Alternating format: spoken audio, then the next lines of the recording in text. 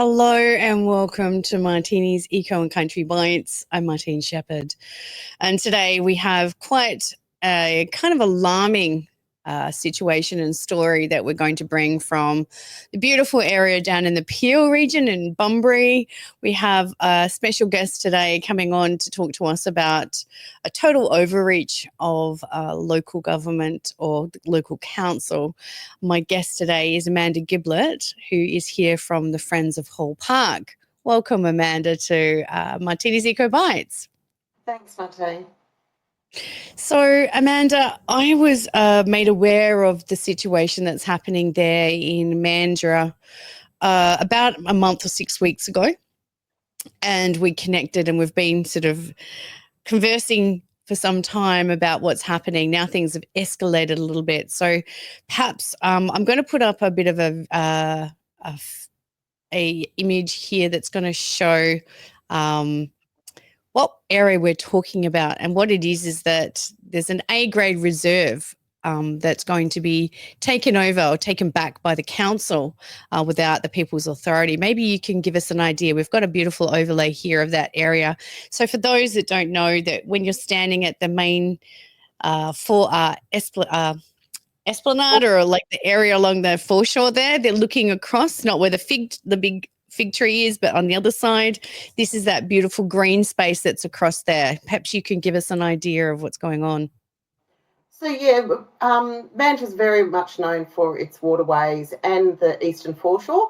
The eastern foreshore is the entertainment, restaurant, cinema precinct. There are lots of pubs and restaurants and playgrounds and things to do. The foreshore is well known and a lot of people come down and visit. That's where the Crab Fest is every year, Yes. where we get lots of visitors down into Mandurah. And then on the other side of our beautiful waterway is Hall Park. This sits on Leighton Place in Hall's Head. And it's a beautiful, beautiful area. It was deemed as an A Class Reserve back in 1965. Victor Adam at the time worked with the Roads Board back then and spent many, many weeks, if not months, convincing them that this park should remain as an A Class Reserve. So an A-class reserve, for those that don't know, is also referred to as Crown Land.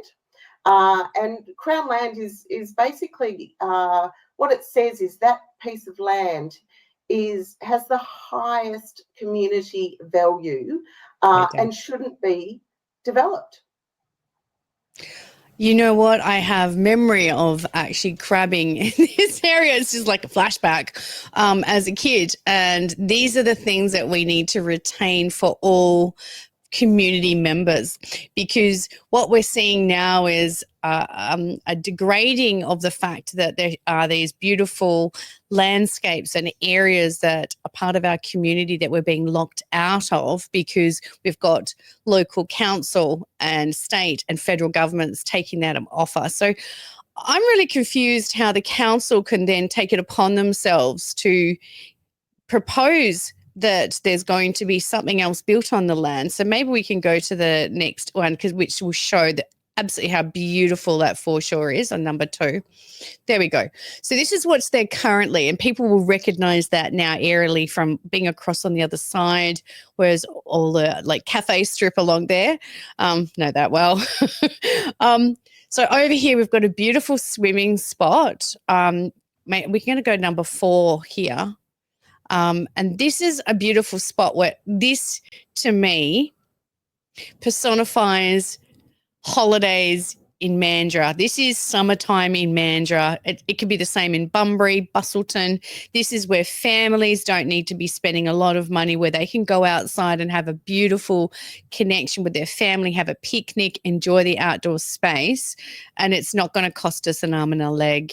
It's going to be something that we have access to all across the board because everyone's equal within this, and so that it is maintained as a huge intrinsic value to the culture and the community of Mandurah. I can see that. So how is it that the council has found it upon themselves that they're going to be handing this land over for some other kind of use? Like, what is that about, Amanda? It's been a very complex issue in the fact that we've had a commercial business on the park since 1992. And a lot of people who are Mandurah residents or visitors to Mandurah will know of King Carnival. Now, King Carnival moved to that site in 1992 by the council at the time. It is a commercial business, yes, but there was no excision of the A Class Reserve. So with an A Class Reserve, you can't have a lease longer than 21 years, a commercial lease. So at the time, the City of Mandurah didn't really follow the correct true process, but there was an understanding at all levels of government that because King Carnival was a recreational purpose, which is what an A-class reserve is about, and it wasn't a built-in facility in the fact that it was something that could be picked up and moved at any given time. So the council is saying, well, hang on, there's been a commercial business since then, since 1992. We'll just put another one there. We're just going to extend that area by 11%, which in total of the area is 8,000 square metres of our beautiful park that belongs to us, that belongs to the people of Western Australia and if not Australia. Wow, we have a layout here of just at number 3 there. We're going to go to this is a layout of the area that it's going to be taking up, which to me seems like it's pretty much the entire foreshore. There's only a very small area here. Now this is, correct me if I'm wrong, this is going to be handed over to a brewery. Am I correct in that? Yeah, it's going to the preferred proponent that the City of Mandurah chose without any consultation with the community is Left Coast Leisure Group, who own Shelter Brewery that sits on the Busselton foreshore. Oh, how very interesting. Very interesting. Yeah, there's some dots starting to connect here, Amanda. I think we'll be doing another segment coming up on this for sure, because there's certainly some interesting connections between the brewery down there and this one. So what we're saying is that the council thinks the best purpose for this land is to hand it over to a brewery, which, let's be honest, I think there's enough pubs and other locations for people to go and have alcoholic beverages. Yeah, if you visit the City of Mandurah's Visit Mandurah Centre, which is kind of at the end of the middle of the foreshore, if you walked from there to this proposed site, you're walking past 15 places where you can get a beverage and a meal. If you walk the other way, there is multiple because you end up at the marina. So the City of Mandurah's concept was to revitalise the Western Foreshore. That's what they're telling us. We're going to revitalise it. There's a beautiful playground there already. There's a great skate park already. Revitalising, do it up. You don't have to have a business that's going to have up to a 65-year lease to build this commercial development. And then there's the car park as well, Amanda. Like, we know that when you've got big businesses like this in, they have to have amount of spaces there, minimum for car parks there for people to come and patronize this area, right? So how big is the car park going to be with these? What? Well, the council is going to build 200 plus car parks on the park. So it's not just the 8,000 square metres. The council is going to build the car park for the brewery. Correct. Wow, taxpayers. How do you feel about that? You're going to be providing a car park for a private brewery that's going to be using land that's currently for the people. Wow. Yeah. The council is selling it, that the car park's for everyone to use. It's not going to be specifically for the brewery or the putt course or the chocolate factory or the cafe or the clubhouse for the golf little mini putt course. It's going to be able to be used for everyone. But the fact of the matter is they don't have to excise that land. No. That they're taking up for the car parking. So 202 car parking bays on an A-class reserve, you're losing more green space. Yeah, totally.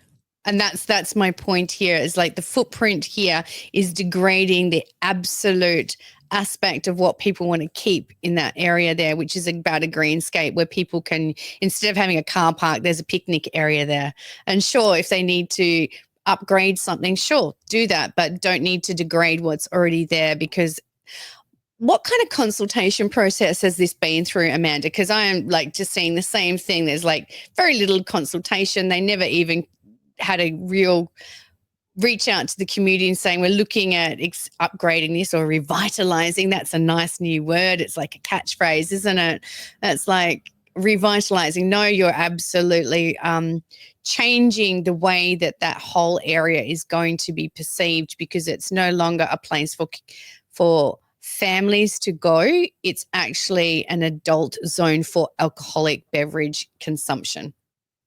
Absolutely. And the council referred back to some consultation they did in 2018, which they reached out to about 1,000 people in the community, including children, and got the children to draw pretty pictures of what they envisaged this park may look like if it was revitalised.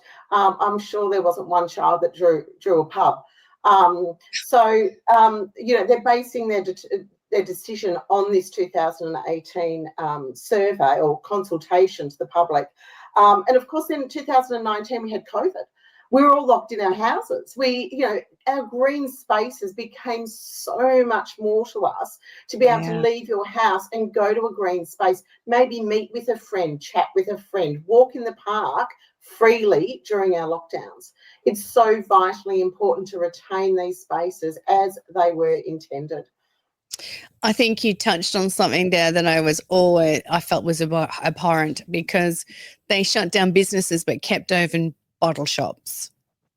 And this is where it's like, so this is our priority, and we're coming back around to this. We're circumnavigating back to this thing that we prioritize alcohol consumption and this kind of business against the freedom of families to go and enjoy an outdoor space where it's good, actually good for our bodies, so that we're out in nature, we're exercising. Not just that, but sitting outside. And like when you are on the grass and you're in those zones, it's called the blue zone, which is actually good for the body and the soul. Not while consumption of alcohol necessarily, though.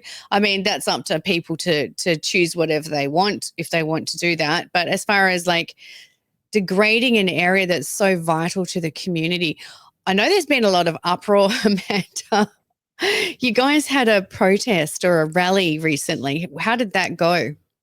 Yeah, it was great, thank you. We had 600 plus people turn up, people from Perth, people from our local area. We had Steve Thomas, who is currently a sitting Liberal member in the Upper House, who's supporting us with our parliamentary petition. He's arranged that for us, which is great. And then we had some Liberal candidates, One Nation candidates, legalised cannabis candidates. There was a lot of people there, and there was a lot of great discussion, including from the relations of Victor Adam, who gifted this land to the community back in 1965.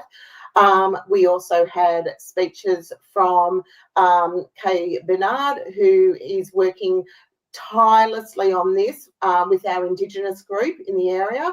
And plus we had someone from the Mandurah Environmental and Heritage Group speaking. And Steve Thomas also spoke. He did not do a political speech in any way, shape or form. He just gave us all some information about the upcoming election and how you can make your vote count to ensure that we can stop this proceeding further. So let's just talk about the value on our Indigenous culture here, because this is something that makes me really angry, because this is the same thing that's happening up at Kalbarri, where they're just thinking that companies, private businesses, corporations are coming in, and they're coming into an area that is natural and wild, or in this case, it's a beautiful greenscape for families in the community, and they're going to allow them to come in and degrade it for the purpose of a group of people benefiting above the wider community. So you were talking about, you have a lovely Indigenous lady there in Mandurah that's really stepping up and supporting this. Can you give some insight as to some feedback from her and how it goes against the value? Because I know that that's been a big meeting place in the past, that area of Mandurah, to Indigenous people, where all of that water crosses over and the inlet there. Can you give us some more information on that? Yeah, so Kay's not Indigenous herself. She's very close to the Indigenous group down here, and she's been working with them. The main concern for them is there was meant to be meaningful consultation done with them by the City of Mandurah. To date, this has not been done unless meaningful consultation entails a conversation, a once-off conversation with someone. That doesn't meet the standard. That doesn't meet the pub test. Sorry for the pun. So, yeah, they're quite upset at the moment. It is a special part of the Mandurah area for them, and it is registered and lodged under the Aboriginal Cultural Heritage area. So there's a lot of work being done in the side. I don't want to go into it too much because that's not my speciality in this. My speciality in this is trying to make sure we can save this park. I've got a little video here, which is some lovely promotional stuff from the local council.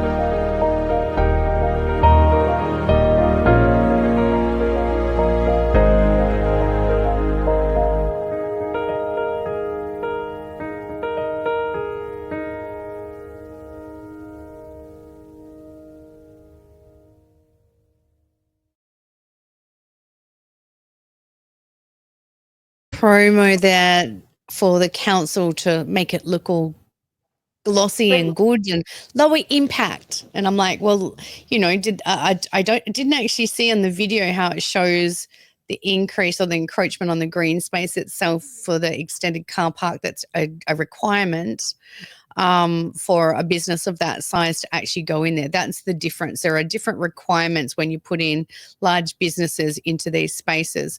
All I can say, Amanda, is that your story is echoed across the state and this entire nation, that there is such a lack of consultation, such a lack of transparency in these processes. And this is why it's so vital to make sure that your message gets out there to the wider community.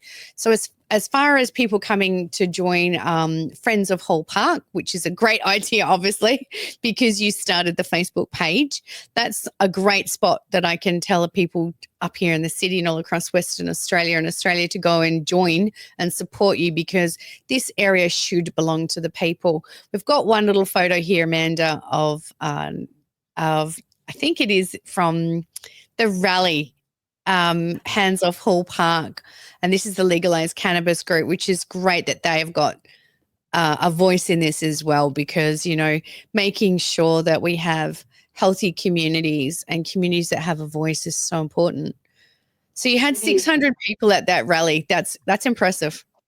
It was really good. And of course there was a lot of people that couldn't attend due to family commitments and whatnot. What's interesting about all of this, Martine, is the Labor government are pushing for breweries. They're giving all breweries a hand in establishing themselves. Now, we've got such a health crisis in Western Australia at the moment with ambulance ramping, health issues. You can't get into hospitals. You sit in ER for hours and hours, if not days. Yet, Labor are pushing an industry of drinking, and 400 presentations to emergency per week in this state are alcohol related. Should we not be fixing that first rather than introducing more of the issues that are causing people to turn up to our emergency rooms? You know, I'm all for one to have a little social bevy, no problem about that. And like you said, it doesn't pass the pub test here. I think everyone smells a rat in this, and this is why we're going to dig a bit deeper. I'm hoping that we can do another cross on this situation soon, because there is a correlation between what you said about what's going down in Busselton and up here in Mandurah, where I'd just like to know, how is it that at the moment they're a preferred developer for that area? How did that happen? How did someone become the preferred? So the council reached out and asked for tenders to come in or suggestions. King Carnival, who currently have sitting on that space, or they're closing at the end of Crabfest, put in a proposal. So did 4 other companies. The highest bidder won, and the only bidder that was putting a brewery in won. Because they've got the money to do it.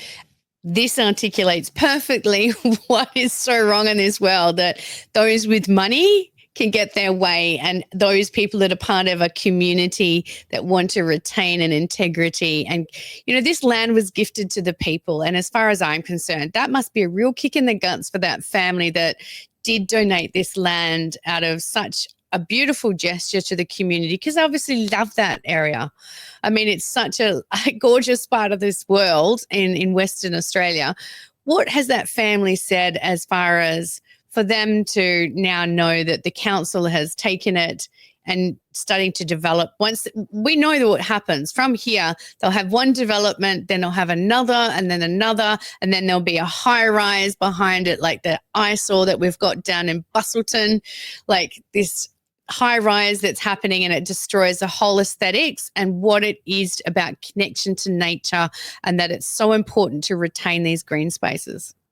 Yeah, and that's quite interesting. You know, we've asked the council, what are their plans? You know, you start here. Where do you stop with developing our park?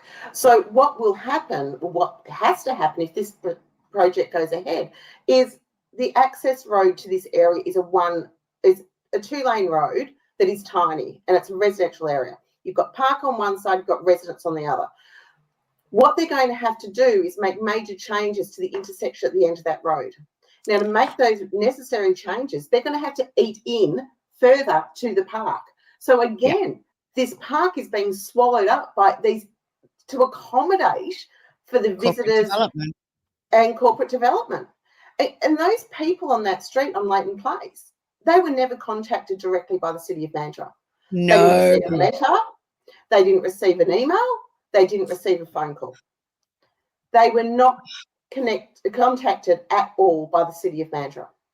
Oh, talk about a gross mismanagement on all levels. Like, who doesn't do the due diligence in making sure that you have, these are ratepayers and electors, and you've just gone ahead and said, not only are we going to cause massive disruption to your everyday life through if they did this development did go ahead, right? So we know that it would take 2 or 3 years to maybe develop that land and to put this in. Can you imagine the construction site that would have to be there as an eyesore? You don't consult the people there. That's one side of it. 2 is that people don't want it. The only people that seem to want this is the owners of the brewery. Oh, and there's a couple of Facebook people like a lot of whiskey wants it. A lot of whiskey wants it. Funny that. And going back to the Adam family, they weren't consulted at all. They only found out about this by default because a friend found our Facebook page and contacted them and said, guess what? This is the plan for your park that your ancestors gifted to the City of Mandurah. This makes me angry because as far as I'm concerned, I'm a person that what you look like, the color of your skin or anything, that's irrelevant to me. Who you are as a soul and where you come from and your intention speaks volumes to me.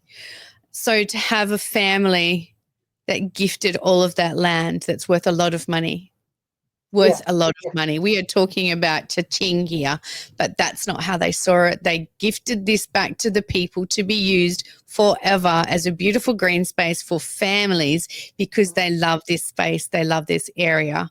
To have that, that's like a knife in the heart, really. I've got to be honest, that hurt when you were saying that they were never even informed that that was going to happen. Wow. What's been the response from the council? Obviously, I know you've had council meetings there, Amanda. What's going on there? So they voted to proceed with this development on the 27th of August last year.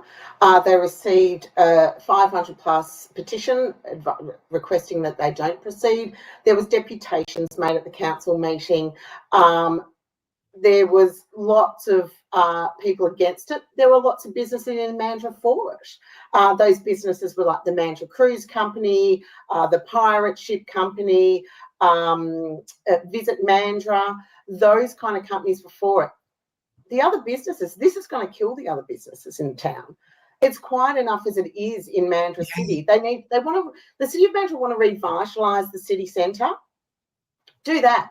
Don't the park does not need revitalising. Great. Let's return where King Carnival sits, return it to parkland for the people. The War Memorial is there. Yeah. what is going to stop the desecration of the War Memorial when people are leaving a licensed premises? Oh, wow. Yes, that is a factor that I've totally a bit of an oversight in here in my questions too. To think that, yeah, the damage that can happen. I've seen damage happen to this kind of stuff before. You're right. You've nailed it, because people do consume alcohol and do stupid things. And that's one, children shouldn't be exposed to that. I think we've got I agree, Amanda, like on the other side, I don't live there. And so I can't speak as an elector. But what I'm concerned about is the fact that residents and electors are not seen and heard anymore, that there is this total corporate mentality where businesses and money have a higher and bigger voice than anyone else. Absolutely. I think that there's going to come a point where councils need to be held fully accountable for this. I don't understand still, as an A-class reserve that was given over to the people to be used, how it is that they can change the land use. So I know that it needs to be changed or expanded. So that's a process that now is going to state government, obviously after the meeting. Is that where we're at now? That's correct. So the City of Mandurah have already written to the Minister of Lands, the current Minister of Lands, John Kerry, but now we're in caretaker mode, nothing can proceed, and who ends up being Minister of Lands post-election, no one knows. So that will come across that person's table when they allocated that ministry. They will then assess it. They need to go to a 30-day public consultation, which is advertised in the paper, normally on a Wednesday and a Saturday, and it's about a 4 by 5 centimetre advertisement in the West Australian. There's a 30-day consultation. Then the minister assesses that feedback from the community, and that's the community is the whole of Western Australia. Everyone in Western Australia can have a say on this. If the minister then decides, yes, this is great, we're going to proceed, it sounds like a great idea, it then needs to be voted on in both lower and upper houses of parliament, state parliament. So that's why this has become such a hot political issue. So our ex-mayor, Rhys Williams, he was the instigator of this. He's now left the City of Mandurah in absolute disarray. There is so much ill will in the community over this, with people that want a pub and people that want to save a park. And now he's running for Labor seat of Mandurah. Oh, wow. Okay, so let's back this up. So what we're saying here, okay, so this is where this whole professional politics comes in. So this is what we've been seeing, that people start off in local councils and they just keep setting themselves up so they get higher and higher into these areas where if they get into Labor, they know that they will be the ones that will make sure it gets a tick of approval, because there's all those discussions behind closed doors to make sure that the projects that they've been involved with, this is corruption and collusion as far as I'm concerned. I cannot, oh my God. Makes me so angry. I've been involved in this stuff for quite a while now. So for me, I'm laughing because I'm angry. When I laugh like this is because I'm really annoyed. So we're talking about Rhys, who's moved on from the council and how now is going to be running for Labor in the state election. And he's left an absolute debacle to the community where there's caused more division, which is the last thing we want in this state and nation, is more division. There has been such a degrading of a connection through COVID, through everything that happened, whether you were medical apartheid or not. And now we're seeing this where we're putting community members against each other again for the sake of money as intrinsic value and for the betterment of the wider community. And it seems to be that the betterment of the wider community and anything that's positive gets thrown under the bus because of big money. Yeah. So here we have it going to, this is where it echoes very much about what's happening up at Murchison now, Murchison Green Hydrogen, where they're trying to circumnavigate around the processes and procedures to get that land changed and earmarked. It's under the same minister. So here we have the same thing where, what was that minister's name again? John Kerry. Everybody. mark that name down. There needs to be a lot of questions put into his inbox and into his ear why these things are happening, especially in caretaker mode. That's the thing that's a red flag for me. So they're using the actual department here to circumnavigate it up in Murchison Green Hydrogen. My concern is that they will try and circumnavigate it through the department without it going through the upper and lower house, because we know that that's what they've attempted to do in the past, which means it's just at an administration or bureaucrat level. It's not at a ministerial level. And this is what the real concern is, this circumnavigating, changing the rules and the goalposts in the middle of the game. Seems like this Labor government wants to do that on all accounts. I can't see that they haven't done this consistently, changing the laws, the rules and the procedures.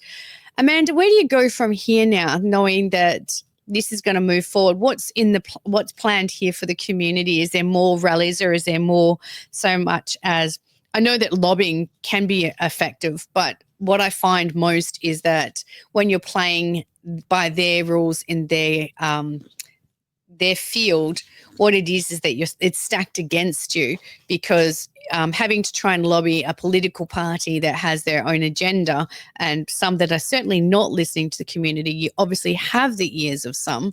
Where do you go from here now about pushing this forward? Because promises can be made but not followed through. So what is the sort of next steps for the community? This is about grassroots. This is not allowing political parties to take over this agenda. It needs to stay clearly in the hands of the people in the community.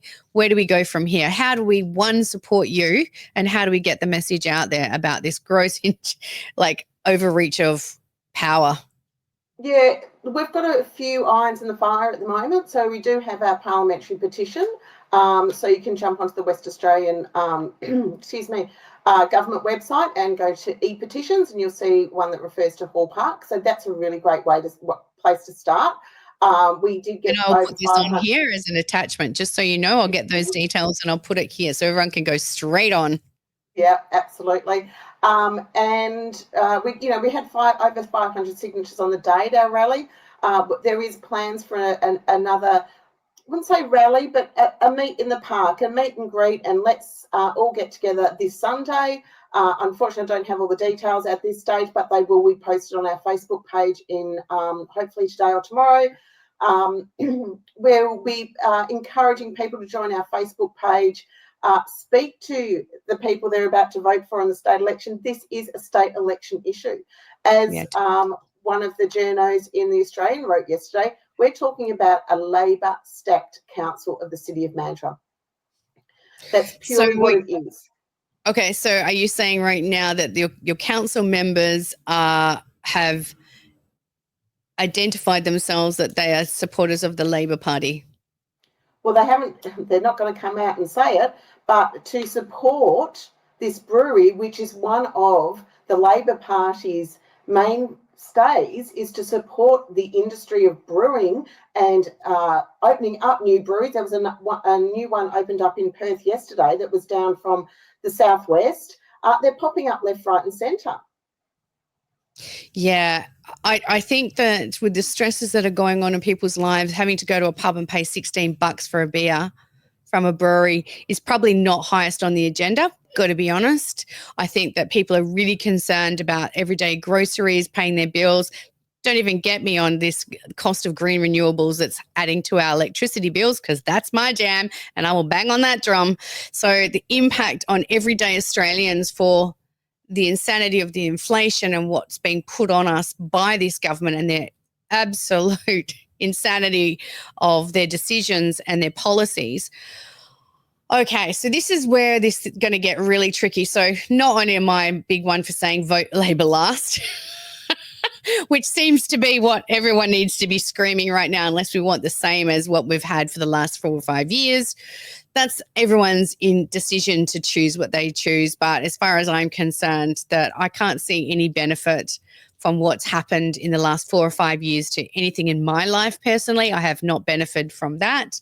Certainly not the offshore wind turbine industry that is trying to come in and destroy our oceans. Of course, that was going to also be affecting Mandurah. It seems that they've modified it a little bit, but mind you, when you look, you will still see from parts of Mandurah the red lights flashing at night there. How lovely that would be.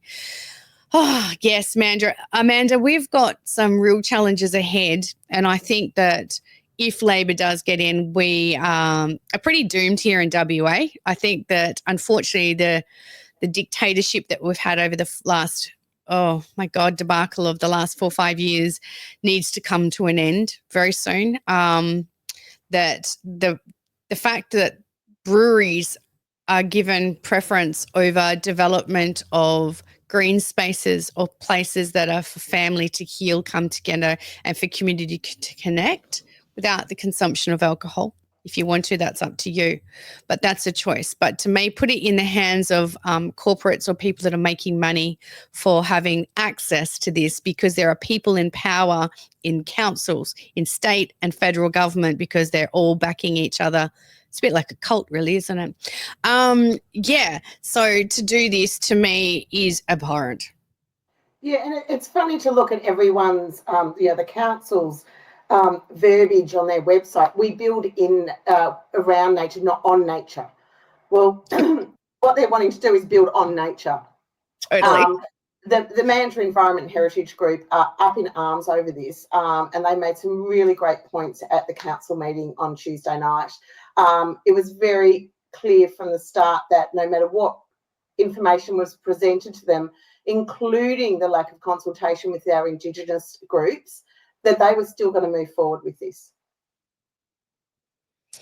Wow, Amanda, this is so bad. I can't believe that there is such a disregard for what the community are saying. I think, so with the petition, that's one aspect that we'll get it into Parliament. So obviously it's Steve Thompson that's helping to submit this, entering. Yep. So he is putting this into the upper house.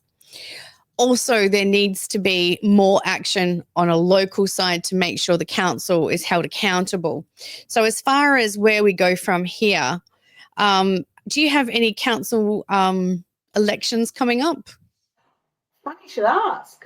October 2025, there will be some councillors up for re-election, and a lot of them are putting their hand up to be mayor. So there's a lot of Facebook posts going up and Instagram posts. Look at me, I'm here visiting this group. Look at me, I'm here visiting this group. But at the end of the day, these are people that are voting to excise our A Class Reserve that was very kindly gifted back into the community back in 1965. Yeah, they have no right, as far as I'm concerned, to just take that out of the equation and put it straight into a corporate equation where one business is going to be benefiting from that, to the detriment of the wider community. And I understand that, I can comprehend that there is a small business there right now. And if they're leaving the community to revitalize that, you make sense with that. Well, then we're returning it back to green space and giving it more value. The other thing would be is that, this is one of the suggestions that pops in my head. If you're going back to supporting community, then make that available for food trucks or other local businesses that are registered to have access to provide food and nourishment and good things that come from the community back to the community to celebrate that area. So instead of having one business, why wouldn't they be having a number there that are available? And if they're removing one business, let it be back to the people in the community to have that interaction.